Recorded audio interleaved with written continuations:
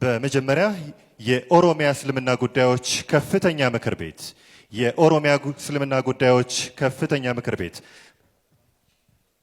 የጠቅላይ ምክር ቤቱ የክልሉ ምክር ቤት ፕሬዝዳንት ሼክ ጋሊ ሙኽታር እዚህ አብረውናሉ። እሳቸው እውቅናውን የሚረከቡ ይሆናል።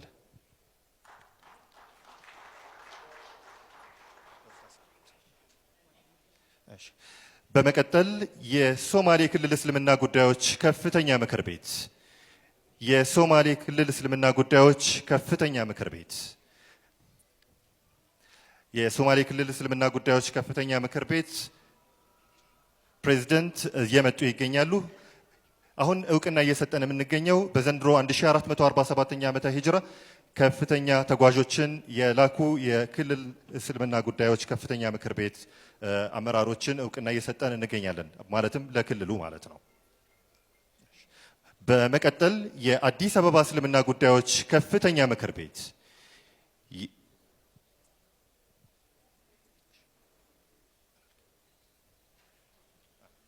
የአዲስ አበባ እስልምና ጉዳዮች ከፍተኛ ምክር ቤት ፕሬዝዳንት ሼክ ሱልጣን ሐጅ አማን ኤባ ወደ መድረኩ እየመጡ ይገኛሉ። ሽልማቱን የአዲስ አበባ እስልምና ጉዳዮች ከፍተኛ ምክር ቤት የተሰጠ ነው። በመቀጠል ልዩ ተሸላሚ የሆነው የቤንሻንጉል ጉሙዝ እስልምና ጉዳዮች ከፍተኛ ምክር ቤት እነዚህም በዘንድሮ ዓመት ከተሰጣቸው ኮታ 93% በማስመዝገብ ለፈጸሙት ስኬት ነው እውቅና የሚሰጠው። አዲስ አበባ እስልምና ጉዳዮች ከፍተኛ ምክር ቤት ከፍተኛ ተጓዦችን በመላክ በዘንድሮ ዓመት ከፍተኛውን ቁጥር የያዘው ነው። በመቀጠል ለቤንሻንጉል ጉሙዝ ክልል እስልምና ጉዳዮች ከፍተኛ ምክር ቤት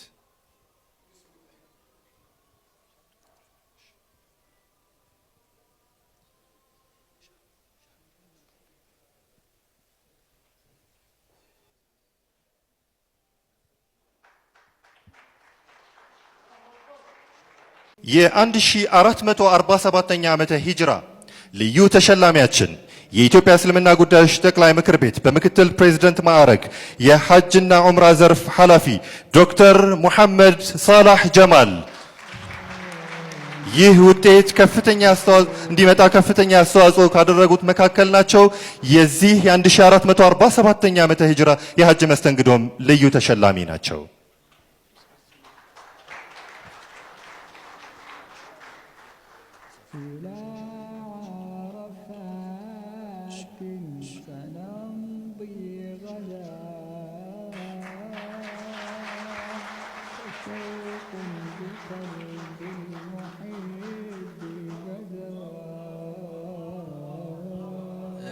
ክቡር ፕሬዝዳንታችንን ወደ ቦታ እንመልስና የተከበሩ የሰላም ሚኒስተር አቶ መሐመድ እድሪስ መልእክታቸውን እንዲያስተላልፉልን ጋብዛለሁ።